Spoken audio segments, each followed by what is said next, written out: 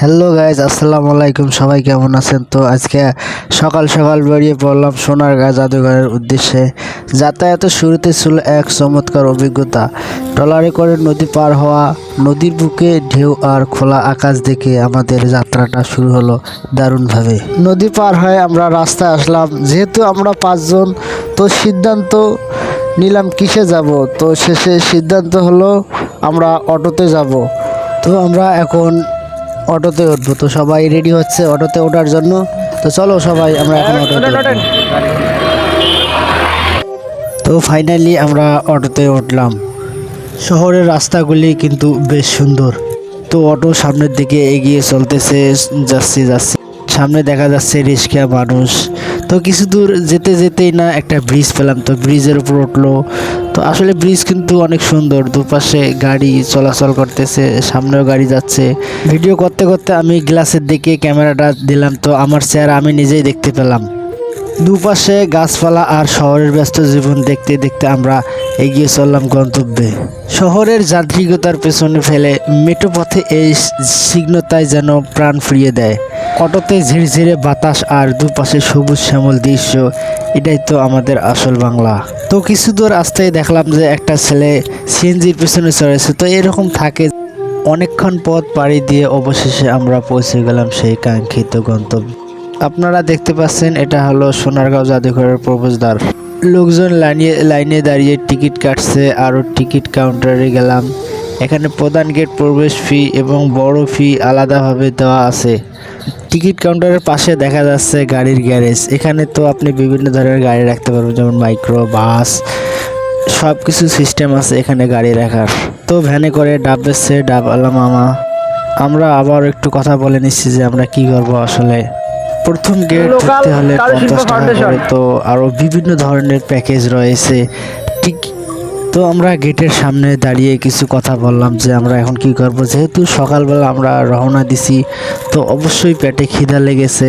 তো আমরা কিছু নাস্তা করব, সেজন্য নাস্তা খাওয়ার জন্য আমরা সেই নাস্তা খাওয়া কাঙ্ক্ষিত গন্তব্যে রওনা দিচ্ছি। তো সামনে যেতে যেতে দেখতেছি যে বিরিয়ানির ড্যাগ।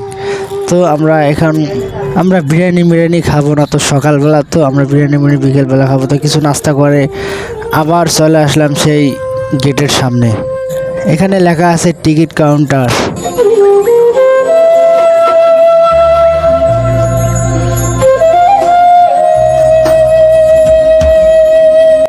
অবশেষে আমরা টিকিট কাউন্টারে আসলাম। এক ভাই টিকিট কাটার জন্য আসলো। তো টিকিট কাটা অবশেষে আমরা শেষ করলাম। এখন আমরা টাকা দিচ্ছি। টাকা দেওয়া। টিকিট কাটলাম 5টা, যেহেতু আমরা 5 জন, তো টিকিট কাটলাম 5টা। টিকিট কাটা শেষ করে এখন আমরা ভেতরে প্রবেশ করার জন্য লাইনে দাঁড়াইলাম। লাইনে দাঁড়াতে দাঁড়াতে দেখি বিদেশি, ও অবশ্যই বিদেশি প্রজেক্ট তো থাকবেই। এগুলো বড় বড় প্রজেক্টে তো বিদেশি প্রজেক্ট থাকবে অবশ্যই। ভেতরে প্রবেশ করছি। প্রাচীন বাংলা ইতিহাসের খোঁজে আমাদের এই যাত্রা শুরু হলো। আপনারা অবশ্যই আমাদের সাথে থাকবেন, পুরো ভিডিও টিপস দেখবেন। ভেতরে ঢোকার পর প্রথমে আমাদের চোখে পড়ল সেই বিখ্যাত বড় সর্বদা বাড়ি। ঈশা খাঁর আমলের এই রাজকীয় স্থাপিত দেখার জন্য আমি অনেক দিন ধরে অপেক্ষা করছিলাম। লাল ইটের কারুকাজ আর মোগল ও ইউরোপীয় শৈলীর মিশ্রণ এখানে স্পষ্টভাবে ফুটে উঠেছে। ভবনের সামনে দাঁড়িয়ে মনে হচ্ছিল যেন কয়েকশো বছর পিছিয়ে ইতিহাসের পাতায় চলে এসেছি আমি। এখন আমরা ঢুকছি মূল গ্যালারির ভেতরে। এখানে সাজানো আছে লোক সাংস্কৃতিক হাজারো নিদর্শন। মাটির তৈরি তৈজপত্র থেকে শুরু করে মসলিন শাড়ি, প্রাচীন অস্ত্রশস্ত্র আর নকশিকাঁথা, সবই যেন সীমন্ত প্রতিটি জিনিসের গায়ে লেগে আছে। আমাদের বাপ দাদাদের নিপুণ হাতের ছোঁয়া ক্যামেরার বন্দি করার চেয়ে সরাসরি দেখা অনুভূতিটাই যেন আলাদা। এখানে দক্ষ কারিগররা নিজের হাতে সরঞ্জাম বুনেছেন, কেউ মাটির পুতুল তৈরি করেছেন। আমাদের দেশীয় ঐতিহ্য তারা এভাবেই বাঁচিয়ে রেখেছেন। এখান থেকে আপনারা চাইলে স্মৃতি হিসেবে ছোটোখাটো শোপিস বা নকশিকাঁথা কিনে নিতে পারেন। তবে এখানে না, বাইরে দোকান আছে সেখানে। সোনারগাঁও জাদুঘরের ভেতরটা যে কতটা বিশাল সেটা ভিডিও না দেখলে বোঝা যায় না। চারপাশে এই ঘন সবুজের মাঝে হাঁটতে হাঁটতে মনে হচ্ছিল যেন কোনো এক প্রাচীন অবরোধে চলে এসেছি। এখানকার প্রতিটি গাছ আর প্রতিটি ইট যেন ইতিহাসের কথা বলছে। জাদুঘরের ভেতরে দেখা একটা চমৎকার জায়গা হলো কারুপল্লী। এখানে দেখা মিলবে আমাদের লোকজন শিল্পের দারুণ সব সমারোহ, কারিগরের নিপুণ হাতের তৈরি বাঁশ আর বেতন জিনিসগুলো সত্যি দেখার মতো। আমি যখন পাশ দিয়ে যাচ্ছিলাম দেখেছিলাম মানুষ কত যত্ন করে এই ঐতিহ্যগুলো লালন করছে। তো এবার আমরা রওনা দেব এই ওপরে। দেখুন প্রতিটি কাজ কারুকাজ কতটা নিখুঁত।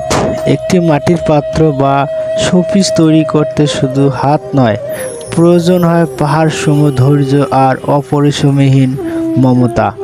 মাটির চাকাটি যখন বন বন করে ঘোরে তখন কারিগরের আঙ্গুলের ইশারায় কাদামাটির ডালাটা নিমিষেই পরিণত হচ্ছে ফুলদানিতে।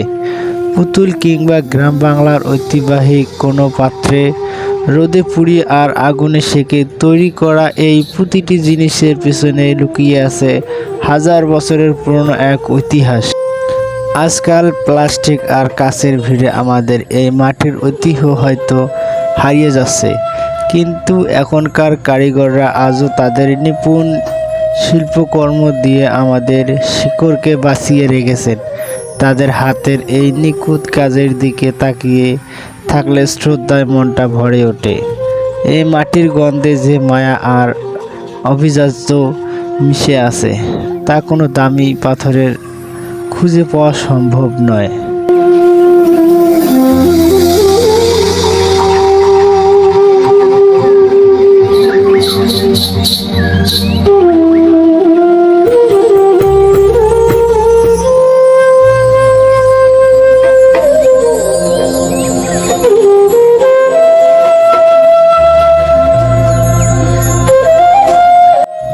সোনারগাঁও জাদুঘরের ভেতরটা যে কতটা সুন্দর বিশাল সেটা ভিডিওতে না দেখলে বোঝা যায় না। তো ধন্যবাদ গাইস সবাইকে, সবাই ভালো থাকবেন, সুস্থ থাকবেন। পরবর্তী ব্লগে আবার দেখা হবে। আল্লাহ হাফেজ।